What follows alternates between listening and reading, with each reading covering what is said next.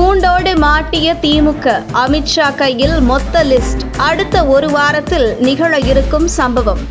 இதற்கு முன்பு பாஜக தலைவராக இருந்த அண்ணாமலை திமுக ஃபைல்ஸ் என பார்ட் 1, பார்ட் 2 வெளியிட்டு ஒட்டுமொத்த திமுகவையும் ஆட்டம் காண வைக்கும் வகையில் திமுக முக்கிய அமைச்சர்கள், திமுக முக்கிய தலைவர்கள், திமுக எம்பிக்களின் சொத்து பட்டியலை வெளியிட்டு தமிழக அரசியலில் மிகப்பெரிய பரபரப்பை உருவாக்கியது மட்டுமல்லாமல் பட்டி தொட்டி எங்கும் ஒவ்வொரு திமுகவின் தலைவர்கள் கைவசம் இவ்வளவு சொத்தா என்று தமிழக மக்கள் மத்தியில் பேசும் பொருளாக்கியவர் அண்ணாமலை.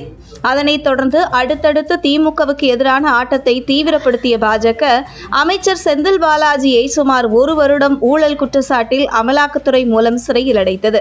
கடுமையான போராட்டத்திற்கு பின்பு சுமார் 1 வருடத்திற்கு மேல் சிறையில் இருந்த செந்தில் பாலாஜி ஜாமீன் பெற்று வெளியே வந்தார். இதனைத் தொடர்ந்து செந்தில் பாலாஜிக்கு அடுத்து சிக்கப்போகும் திமுக அமைச்சர்கள் யார் என்கிற பரபரப்பு தொடர்ந்து நீடித்து வந்தாலும் செந்தில் பாலாஜியை தொடர்ந்து வேறு எந்த ஒரு அமைச்சரும் இன்னும் சிறை செல்லவில்லை. இருந்தாலும் முன்னாள் அமைச்சர்கள் பொன்முடி மற்றும் திமுகவின் மூத்த தலைவர் துரைமுருகன் போன்றவர்கள் மீது அமலாக்கத்துறை இறுக்கி பிடித்தாலும் அவர்களுடைய பழைய வழக்குகளை நீதிமன்றம் மீண்டும் விசாரணைக்கு எடுத்துக்கொண்டுள்ள நிலையில் எந்த நேரமும் அவர்களுக்கு எதிரான தீர்ப்பு வரலாம் என்ற பரபரப்பு நீடித்து வருகிறது.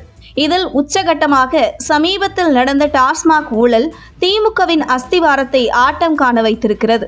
ஆனாலும் விறுவிறுப்பாக சென்ற டாஸ்மாக் ஊழல் விவகாரம் சற்று அமைதியாக இருக்கிறது. இந்த பரபரப்புக்கு மத்தியில் சமீபத்தில் மத்திய உள்துறை அமைச்சர் அமித்ஷா கைக்கு உளவுத்துறை ரிப்போர்ட் ஒன்று சென்றிருக்கிறது என டெல்லி வட்டாரங்கள் உறுதி செய்கிறது.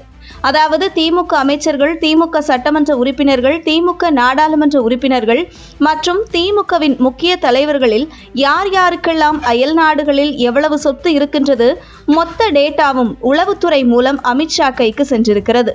தனக்கு வந்த தகவலை தமிழக பாஜக தலைமைக்கு அனுப்பி வைத்த மத்திய உள்துறை அமைச்சர் அமித்ஷா விரைவில் அதை மக்கள் மத்தியில் அம்பலப்படுத்த வேண்டும் என்றும் அறிவுறுத்தியதாக கூறப்படுகிறது. அந்த வகையில் மத்திய உள்துறை அமைச்சர் அமித்ஷா விரைவில் மீண்டும் சென்னை வர இருக்கும் நிலையில் அவர் வருவதற்கு முன்பே அமித்ஷா கைக்கு சென்ற திமுக அமைச்சர்கள் மற்றும் திமுக தலைவர்கள், திமுக நாடாளுமன்ற உறுப்பினர்கள் வெளிநாடுகளில் வாங்கி குவித்துள்ள சொத்து பட்டியலை தமிழக பாஜக தலைமை வெளியிடும் என்று தகவல் வெளியாகியுள்ளது.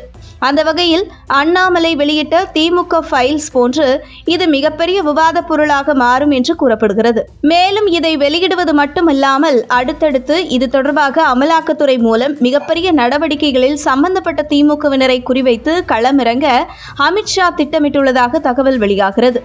இந்த நிலையில் தேர்தல் நெருங்க திமுகவுக்கு எதிரான அனைத்து அஸ்திரத்தை ஏந்தி வரும் 2026 சட்டசபை தேர்தலில் திமுக முக்கிய புள்ளிகள் தேர்தல் வேலை செய்யவிடாமல் முடக்கிவிட வேண்டும் என்பதற்காக பல்வேறு வியூகங்களை அமித்ஷா வகுத்து வரும் நிலையில் அதில் ஒன்றுதான் திமுகவினர் வெளிநாடுகளில் வாங்கி குவித்துள்ள சொத்து பட்டியல் என்கிறது டெல்லி வட்டாரங்கள்.